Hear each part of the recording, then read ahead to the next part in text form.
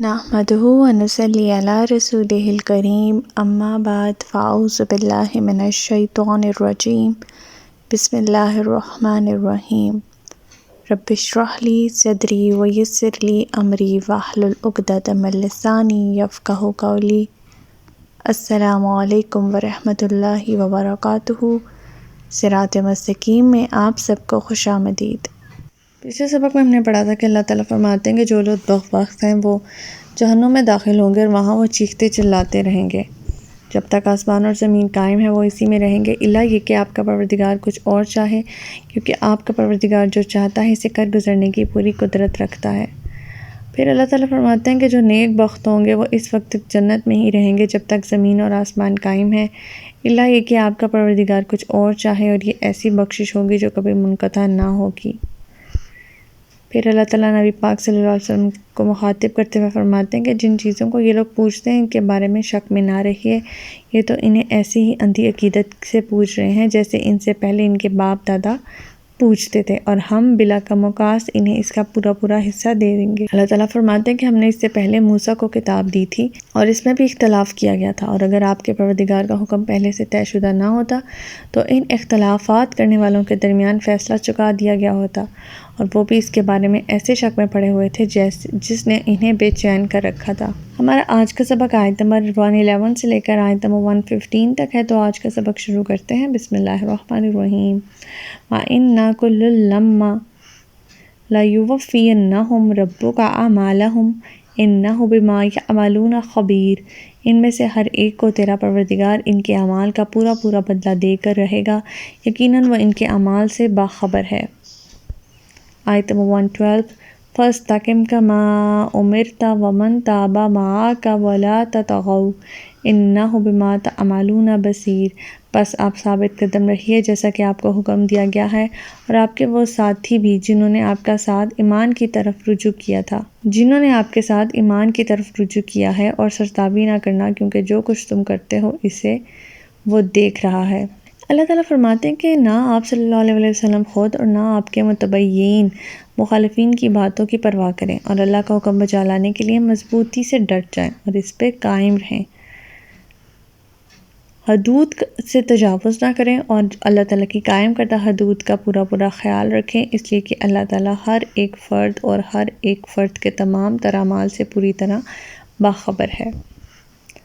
آیت نمبر 113۔ وَلَا تَرْكَنُوا إِلَى الَّذِينَ ظَلَمُوا فَتَمَسَّكُمُ النَّارُ وَمَا لَكُم مِّن دُونِ اللَّهِ مِنْ أَوْلِيَاءَ ثُمَّ لَا تُنصَرُونَ۔ نہ ہی ان لوگوں کی طرف جھکنا جنہوں نے ظلم کیا، ورنہ تمہیں بھی دوزخ کی آگ آ لپٹے گی، پھر تمہیں کوئی ایسا سرپرست نہ ملے گا جو اللہ سے تمہیں بچا سکے، نہ ہی کہیں سے تمہیں مدد پہنچے گی۔ یہ بھی ایمان کا تقاضا ہے کہ اپنے مخالفوں اور اسلام دشمنوں سے دین کی باتوں میں کسی بات سے اگر لچک پیدا نہ کرنا، نہ ہی ان کے ساتھ کوئی سمجھوتا کرنا، نہ ہی ان میں سے کسی کو اپنا دوست سمجھنا یا رازدار سمجھنا۔ اگر ان میں سے تم لوگوں نے کوئی بھی کام کیا تو وہ تمہیں بھی لے ڈوبیں گے، اس صورت میں تم اللہ کی گرفت سے بچ نہ سکو گے، اور نہ ہی اللہ کے سوا تمہیں کوئی طاقت تمہیں بچا سکے گی، نہ ہی تمہاری مدد کر سکے گی۔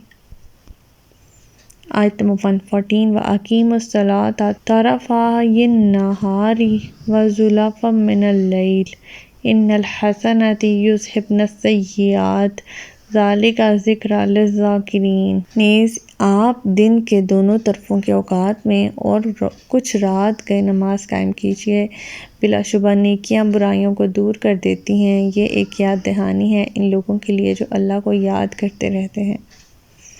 دن کے اطراف سے مراد صبح اور مغرب کی نماز ہے، اور کچھ رات گئے سے عشاء کی نماز مراد ہے۔ گویا اس آیت میں یہ 3 نمازیں ثابت ہو گئیں، اور نماز اگر مکمل آداب کے ساتھ ادا کی جائے تو انسان کے چھوٹے گناہ تو خود ہی معاف ہو جاتے ہیں۔ سیدنا ابو ہریرہ کہتے ہیں کہ آپ صلی اللہ علیہ وسلم نے فرمایا، بھلا بتاؤ، اگر تم میں سے کسی کے دروازے پر نہر بہتی ہو اور اس میں روزانہ 5 بار نہا لیا کرے تو اس کے جسم پر کوئی کیا میل کچیل باقی رہ لے گی؟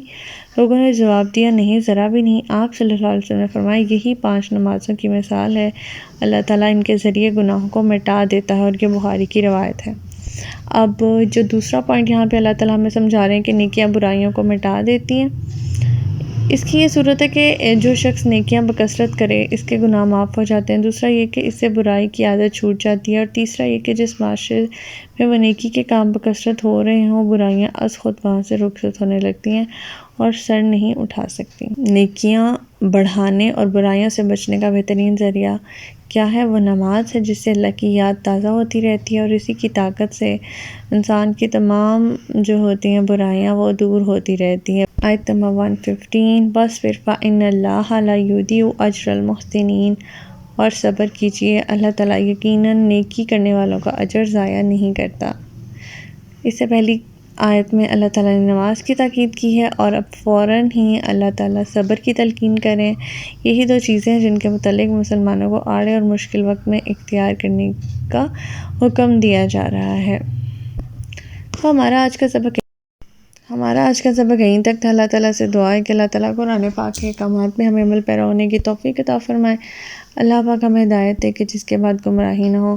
ربنا لا تزغ قلوبنا بعد إذ هديتنا وهب لنا من لدنك رحمة إنك أنت الوهاب۔ سبحانك اللهم وبحمدك نشهد أن لا إله إلا أنت أستغفرك وأتوب إليك۔ السلام علیکم ورحمۃ اللہ وبرکاتہ۔